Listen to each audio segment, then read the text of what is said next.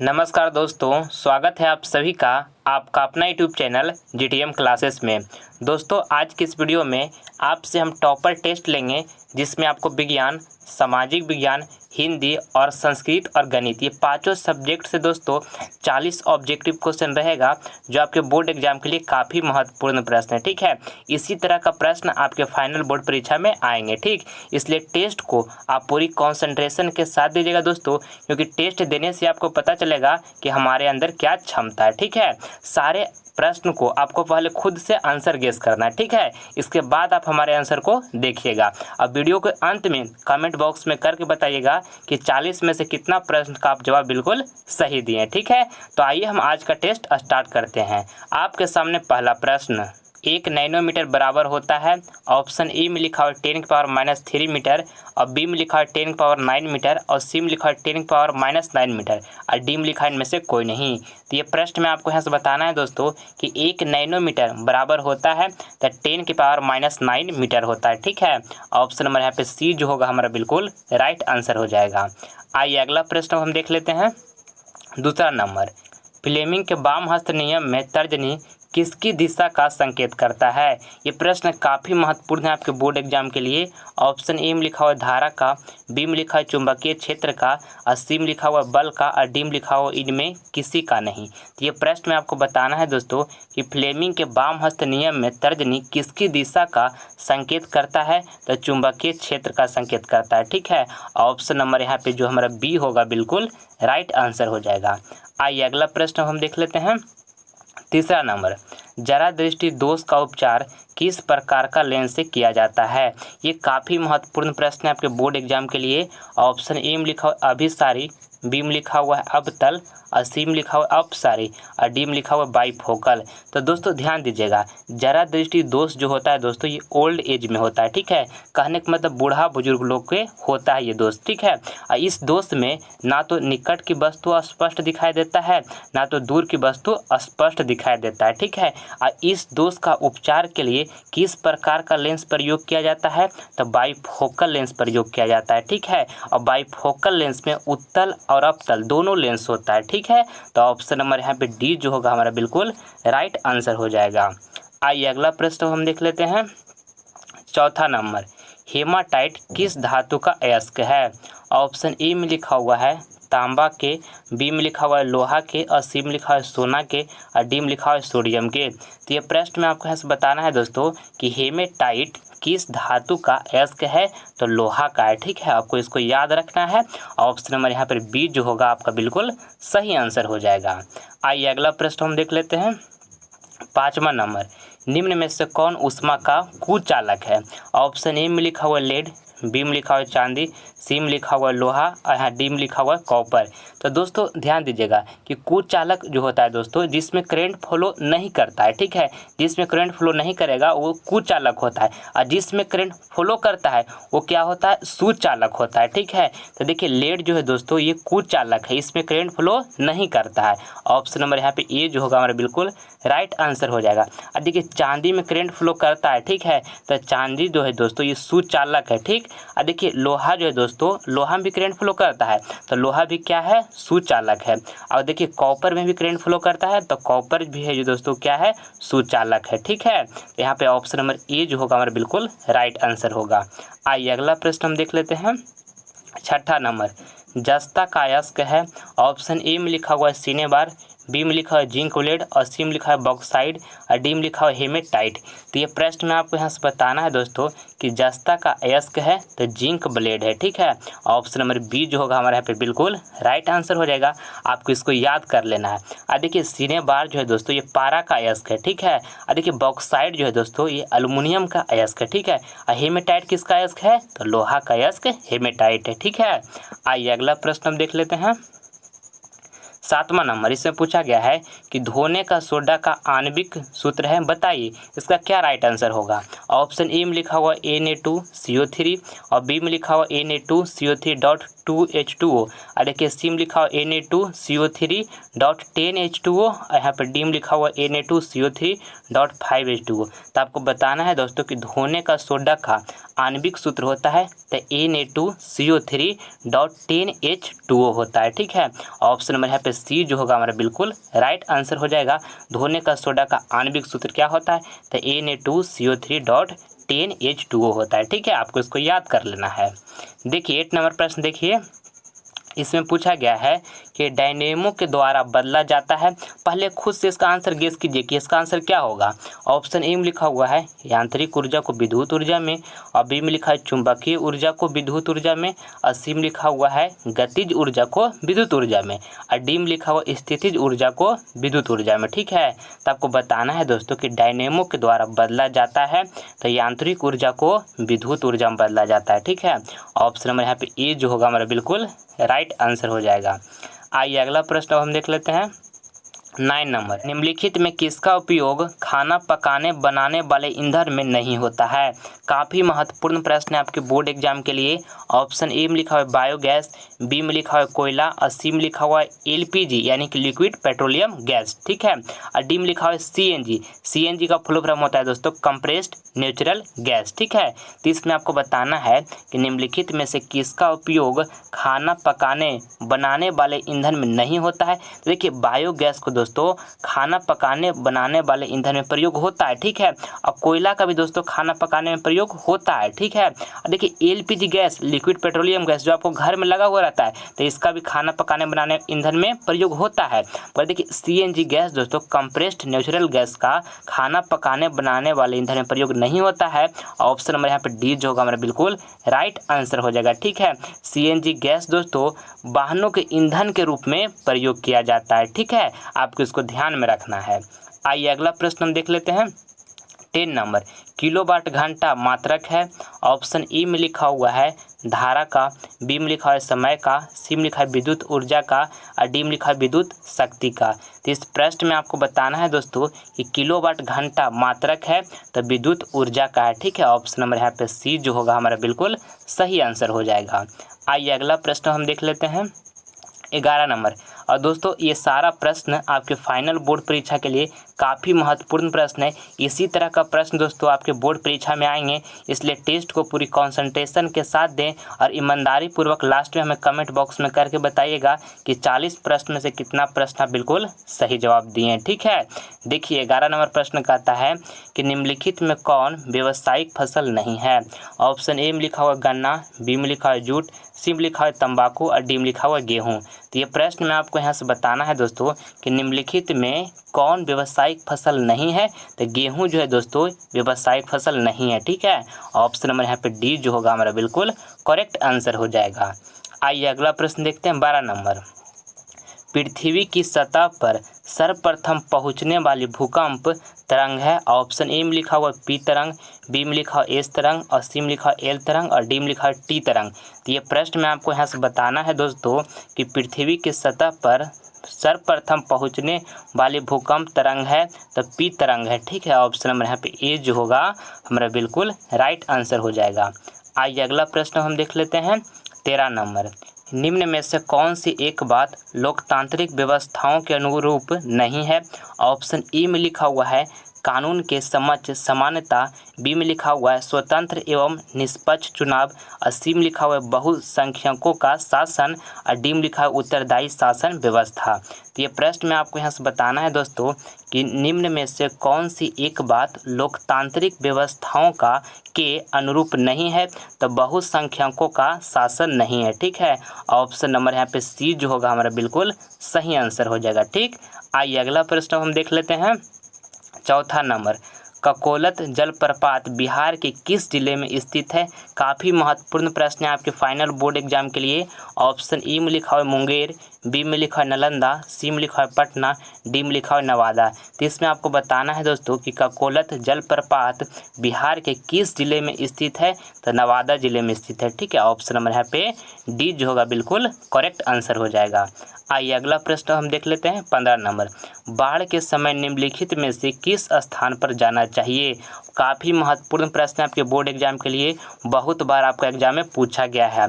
Option A में लिखा है ऊंची भूमि वाले स्थान पे, और बी में लिखा हुआ है गांव के बाहर, और सी में लिखा है जहां है उसी स्थान पर, और डी में लिखा हुआ है खेतों में। तो ये प्रश्न में आपको यहाँ से बताना है दोस्तों कि बाढ़ के समय निम्नलिखित में से किस स्थान पे जाना चाहिए, तो ऊंची भूमि वाले स्थान पर जाना चाहिए। ठीक है, ऑप्शन नंबर यहाँ पे ए जो होगा बिल्कुल करेक्ट आंसर हो जाएगा। आइए अगला प्रश्न हम देख लेते हैं। 16 नंबर, बिहार का सबसे बड़ा नगर है। ऑप्शन ए में लिखा हुआ पटना, बी में लिखा हुआ गया, सी में लिखा हुआ भागलपुर, और डी में लिखा है दरभंगा। तो ये प्रश्न में आपको बताना है दोस्तों कि बिहार का सबसे बड़ा नगर है कौन है, तो पटना जो है दोस्तों बिहार का सबसे बड़ा नगर है। ठीक है, ऑप्शन नंबर यहाँ पे ए जो होगा आपका बिल्कुल सही आंसर हो जाएगा। आइए अगला प्रश्न हम देख लेते हैं। 17 नंबर, दाल किस पौष्टिक अंश का स्रोत है। काफ़ी महत्वपूर्ण प्रश्न है आपके बोर्ड एग्जाम के लिए। इसका आंसर पहले आप खुद से गेस कीजिए। ठीक है, गेस कीजिए इसका आंसर, कमेंट बॉक्स में जवाब दीजिए क्या होगा। ऑप्शन ए में लिखा हुआ है कार्बोहाइड्रेट, बी में लिखा है प्रोटीन, और सी में लिखा हुआ है विटामिन डी, और डी में लिखा हुआ है वसा। तो आपको बताना है दोस्तों कि दाल किस पौष्टिक अंश का स्रोत है, तो प्रोटीन का स्रोत है। ठीक है, ऑप्शन नंबर यहाँ पर बी जो होगा आपका बिल्कुल करेक्ट आंसर हो जाएगा। आइए अगला प्रश्न हम देख लेते हैं।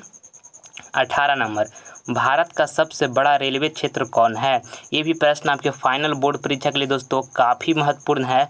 ऑप्शन ए में लिखा हुआ है पूर्व रेलवे क्षेत्र, और बी में लिखा हुआ है पश्चिम रेलवे क्षेत्र, और सी में लिखा हुआ है दक्षिण रेलवे क्षेत्र, और डी में लिखा उत्तर रेलवे क्षेत्र। तो ये प्रश्न में आपको यहाँ से बताना है दोस्तों कि भारत का सबसे बड़ा रेलवे क्षेत्र कौन है, तो उत्तर रेलवे क्षेत्र है। ठीक है, ऑप्शन में यहाँ पे डी जो होगा आपका बिल्कुल करेक्ट आंसर हो जाएगा। ठीक, आइए अगला प्रश्न हम देख लेते हैं। 19 नंबर, रबी की फसल किन महीनों में बोई जाती है।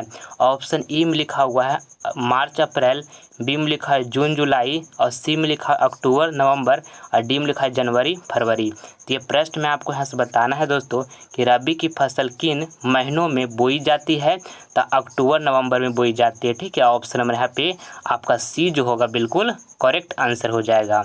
आइए अगला प्रश्न हम देख लेते हैं। 20 नंबर, निम्न में से कौन जीव केवल भारत में पाया जाता है। काफ़ी महत्वपूर्ण प्रश्न है आपके फाइनल बोर्ड परीक्षा के लिए। ऑप्शन ए में लिखा है मगरमच्छ, बी में लिखा हुआ है हवेल, और सी में लिखा हुआ है कछुआ, और डी में लिखा है डॉल्फिन। तो आपको इसमें बताना है दोस्तों कि निम्न में कौन जीव केवल भारत में पाया जाता है, तो डॉल्फिन जो है दोस्तों केवल भारत में पाया जाता है। ठीक है, ऑप्शन नंबर यहाँ पे डी जो होगा हमारा बिल्कुल करेक्ट आंसर हो जाएगा। और दोस्तों आगे बढ़ने से पहले आपसे हमारी एक छोटी सी रिक्वेस्ट है कि अगर जो आप अभी तक आप हमारे चैनल को सब्सक्राइब नहीं किए हैं दोस्तों, तो आप इस चैनल को सब्सक्राइब कर लें, क्योंकि इससे आपको फ़ायदा क्या होगा कि जब भी हम लाइव क्लास आएंगे तो सबसे पहले नोटिफिकेशन आपको प्राप्त होगा। ठीक है, इसलिए अगर जो अभी तक आप हमारे चैनल को सब्सक्राइब नहीं किए हैं तो आप जल्द हमारे चैनल को सब्सक्राइब कर ले। ठीक, अब देखिए 21 नंबर प्रश्न, इसमें आपको बताना है कि बहादुर कहानी किसने लिखा। काफ़ी महत्वपूर्ण प्रश्न है आपके बोर्ड एग्जाम के लिए। ऑप्शन ए में लिखा हुआ है अमरकांत, बी में लिखा है गुनाकर मूले, सी में लिखा है नलिन बिलोचन शर्मा, और डी में लिखा है इनमें से कोई नहीं। तो ये प्रश्न में आपको यहाँ से बताना है दोस्तों कि बहादुर कहानी किसने लिखा है, तो अमरकांत ने लिखा है। ठीक है, ऑप्शन नंबर यहाँ पे जो ए होगा हमारा बिल्कुल करेक्ट आंसर हो जाएगा। आइए अगला प्रश्न हम देख लेते हैं। 22 नंबर, इसमें आपको बताना है कि भारत माँ के श्रेष्ठ मुख की तुलना कवि ने किससे की है। ऑप्शन ए में लिखा हुआ है सूर्य, बी में लिखा हुआ है कंचन, और सी में लिखा हुआ है पुष्प, और डी में लिखा है छाया युक्त चंद्र। तो ये प्रश्न में आपको बताना है दोस्तों कि भारत माँ के श्रेष्ठ मुख की तुलना कवि ने किससे की है, तो छाया युक्त चंद्र से की है। ठीक है, कवि ने। ऑप्शन नंबर यहाँ पे डी जो होगा हमारा बिल्कुल करेक्ट आंसर हो जाएगा। आइए अगला प्रश्न हम देख लेते हैं। 23 नंबर, सूर्य नामक पुस्तक किसकी रचना है। ऑप्शन ए में लिखा हुआ है मैक्स मुलर, बी में लिखा हुआ है बिरजू महाराज, और सी में लिखा है गुनाकर मूले, और डी में लिखा है महात्मा गांधी।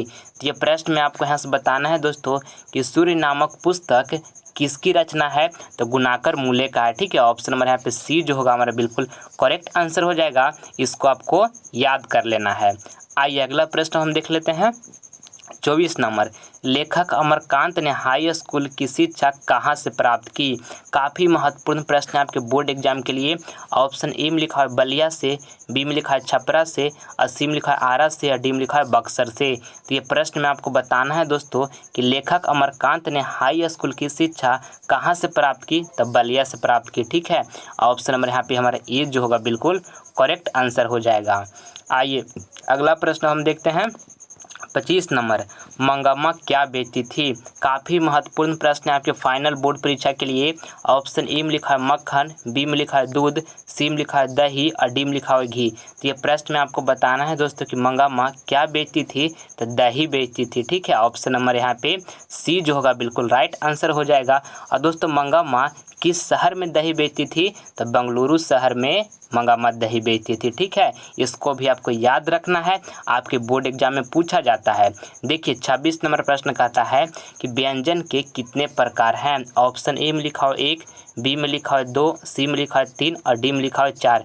तो ये प्रश्न में आपको यहाँ से बताना है दोस्तों कि व्यंजन के कितने प्रकार हैं? तो 3 प्रकार हैं। ठीक है, ऑप्शन नंबर यहाँ पे सी जो होगा हमारा बिल्कुल करेक्ट आंसर हो जाएगा। आइए अगला प्रश्न हम देख लेते हैं। 27 नंबर, जाति प्रथा स्वाभाविक विभाजन नहीं है, क्यों? ऑप्शन ए में लिखा हुआ है भेदभाव के कारण, और देखिए बी में लिखा है शोषण के कारण, और देखिए सी में लिखा हुआ है गरीबी के कारण, और डी में लिखा है रुचि पर आधारित नहीं होने के कारण। तो ये प्रश्न में आपको बताना है मेरे प्यारे साथियों आपको कि जाति प्रथा स्वाभाविक विभाजन नहीं है, क्यों? तो रुचि पर आधारित नहीं होने के कारण। ठीक है, ऑप्शन नंबर आपका डी जो होगा यहाँ पे बिल्कुल करेक्ट आंसर हो जाएगा। आइए अगला प्रश्न हम देख लेते हैं। 28 नंबर, इसमें आपको बताना है कि बहादुर अपने घर से क्यों भाग गया था? ऑप्शन ए में लिखा हुआ है गरीबी के कारण, और बी में लिखा हुआ है माँ की मार के कारण, और देखिए यहाँ पे सी में लिखा हुआ है शहर घूमने के कारण, और डी में लिखा हुआ है भ्रमवश। तो ये प्रश्न में आपको बताना है दोस्तों कि बहादुर अपने घर से क्यों भाग गया था?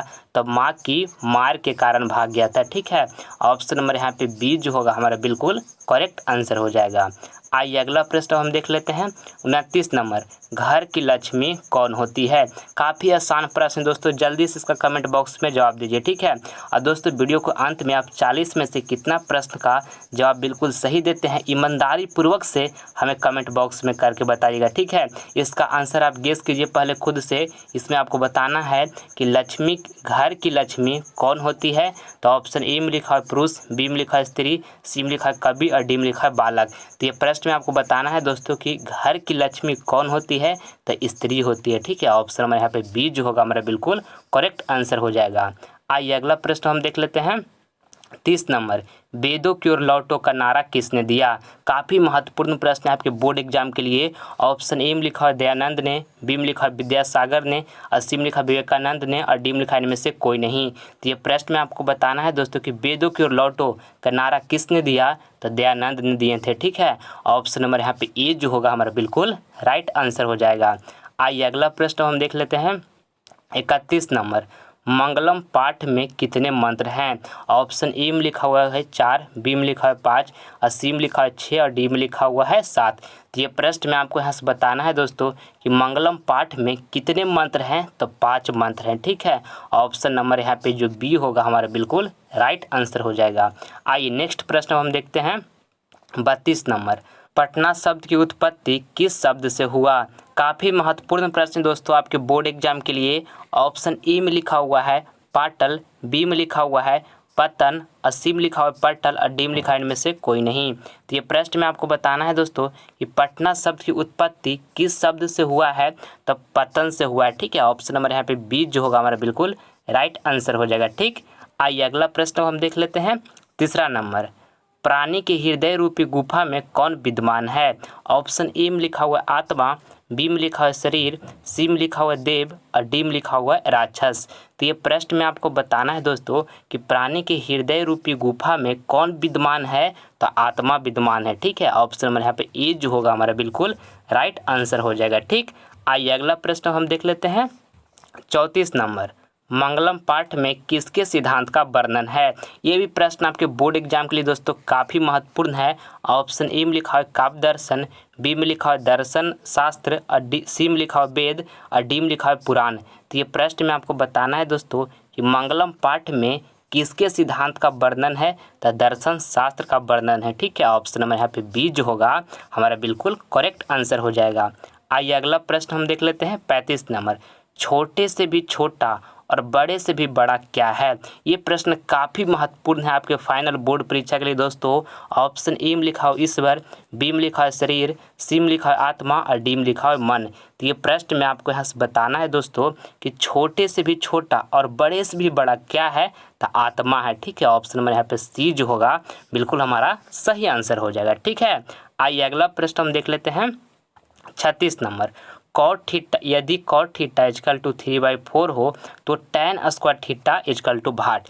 ये भी प्रश्न को देखिए आपको किस तरह से सोल्व करना है। आपको tan स्क्वायर थीटा बराबर भाट पूछा गया। ठीक है, देखिए कॉट थीटा बराबर दोस्तों फार्मूला क्या होता है, तो कॉट थीटा बराबर फार्मूला दोस्तों बी बटा पी होता है। ठीक है, यानी कि बेस बटा परपेंडिकुलर। अब यहाँ कितना दिया हुआ है, 3/4 दिया हुआ है। ठीक है, आपसे पूछा क्या गया है कि tan square theta equal to भाट। ठीक है, तो दोस्तों tan थीटा बराबर फार्मूला क्या होता है, तो p बटा बी होता है, यानी कि परपेंडिकुलर बटा में बेस होता है। इसका स्क्वायर है, tan स्क्वायर लिखा हुआ है, तो यहाँ पे भी हम स्क्वायर इस तरह से लिख देंगे। आपको यहाँ से क्या बताना है, tan स्क्वायर थीटा बराबर आपको निकालना है। तो देखिए हमारा p कितना है, तो p देखिए यहाँ पे 4 है, तो यहाँ पे हम 4 लिख देंगे। ठीक है, और देखिए b कितना है, तो b हमारा 3 है, तो यहाँ पे हम 3 लिख देंगे b की जगह पर। ठीक है, इसका स्क्वायर चढ़ाया हुआ है, तो इसी तरह से हम स्क्वायर चढ़ा देंगे। ठीक, आपको यहाँ से क्या निकालना था, tan स्क्वायर थीटा बराबर निकालना था। तो यहाँ 4 के स्क्वायर की जगह दोस्तों तो कितना हो जाएगा, 16 हो जाएगा, और 3 का स्क्वायर की जगह कितना हो जाएगा, 9 हो जाएगा।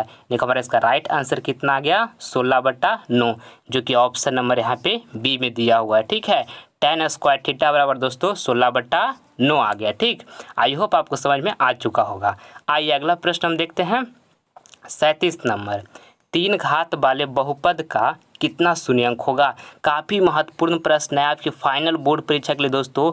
ऑप्शन ए में लिखा हुआ 1, बी में लिखा है 0, सी में लिखा हुआ है 2, और डी में लिखा है 3। तो ये प्रश्न में आपको बताना है दोस्तों कि 3 घात वाले बहुपद का कितना शून्यंक होगा। तो देखिए ध्यान दीजिएगा कि 3 घात वाले बहुपद का 3 ही शून्यंक होगा। ठीक है, ऑप्शन नंबर यहाँ पे डी जो होगा हमारा बिल्कुल राइट आंसर हो जाएगा। और 2 घात वाले बहुपद का 2 ही शून्यंक होगा, और 1 घात वाले बहुपद का 1 ही शून्यंक होगा। ठीक है, ये आपको ध्यान में रखना है। आइए अगला प्रश्न हम देखते हैं 38 नंबर। किसी घटना का प्रायिकता नहीं होता है।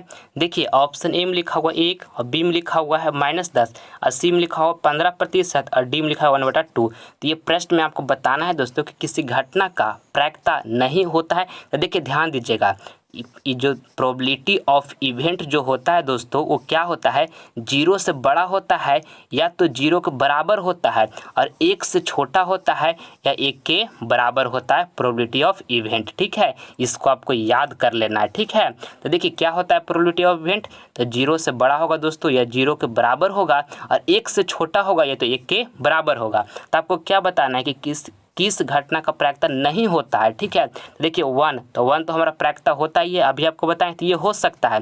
और देखिए ऑप्शन नंबर यहाँ पे सी में लिखा दोस्तों 15%। जब यहाँ से हटाएंगे दोस्तों तब बट्टा में कितना आ जाएगा, 100 आ जाएगा। ठीक है, और इसको यहाँ से आप कैलकुलेशन कीजिएगा तो 0.15 आ जाएगा। तो ये भी क्या 0 से ये भी बड़ा है, यानी कि ऑप्शन नंबर सी वाला भी दोस्तों प्रायिकता का मान हो सकता है। ठीक है, और देखिए जो डी में लिखा हुआ है 1/2, इसको यहाँ से आप भागा दीजिएगा तो आ जाएगा 0.5। तो ये भी क्या 0 से बड़ा है ना दोस्तों, तो 1/2 भी प्रायिकता का मान हो सकता है। मगर प्रश्न में आपसे यहाँ क्या पूछा गया था कि किस घटना का प्रायिकता नहीं होता है, तो -10 जो है दोस्तों ये प्रायिकता का मान नहीं होता है। ठीक है, माइनस में प्रायिकता का मान नहीं होता है। ऑप्शन नंबर यहाँ पर बी जो होगा हमारा बिल्कुल करेक्ट आंसर हो जाएगा। आई होप ये आपको अच्छे तरीके से समझ में आ चुका होगा।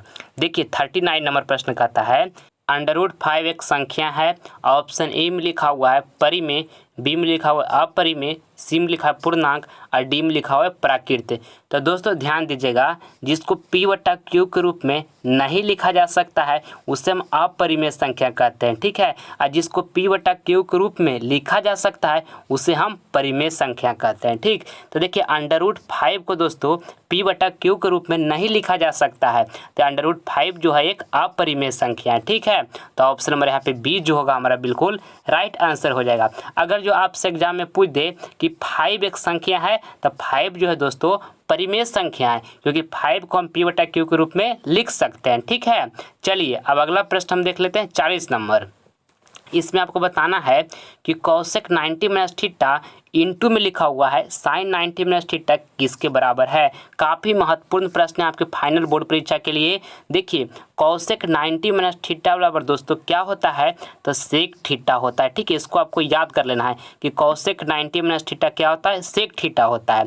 और देखिए साइन 90 माइनस थीटा क्या होता है, तो कॉस थीटा होता है, ठीक है। साइन 90 माइनस थीटा क्या होता है, कॉस थीटा होता है। और सेक थीटा इंटू में कॉस थीटा इक्वल टू क्या होता है, 1 होता है। यानी कि हमारा इसका राइट आंसर जो होगा दोस्तों क्या होगा, ऑप्शन नंबर ए जो होगा हमारे यहाँ पे बिल्कुल करेक्ट आंसर हो जाएगा, क्योंकि सेक थीटा इंटू में कॉसेक थीटा इक्वल टू क्या होता है 1। तो ऑप्शन नंबर ए जो होगा हमारा बिल्कुल सही आंसर हो गया। दोस्तों यहाँ पर हम आपको 40 महत्वपूर्ण ऑब्जेक्टिव क्वेश्चन बताएं जो आपके फाइनल बोर्ड परीक्षा में इसी तरह के प्रश्न पूछे जाते हैं। 40 में से कितना प्रश्न का आप जवाब बिल्कुल सही दिए हैं, हमारे कमेंट बॉक्स में आप जवाब जरूर दीजिएगा, ताकि हमें पता चल सके कि आपका तैयारी कितना हुआ है और कितना बाकी है, ठीक है। मैं उम्मीद करता हूँ कि वीडियो आपको पसंद आया होगा, तो प्लीज़ आप इसे लाइक करें, अपने दोस्तों में शेयर करें, और आप हमारे चैनल पर नए हैं तो आप इसे सब्सक्राइब कर लें, ताकि आने वाला वीडियो का नोटिफिकेशन सबसे पहले आपको मिले। मिलते हैं दोस्तों आपसे अगले वीडियो में, तब तक मन लगाकर पढ़ाई करते रहिए, अपना ख्याल रखिए। जय हिंद, जय भारत।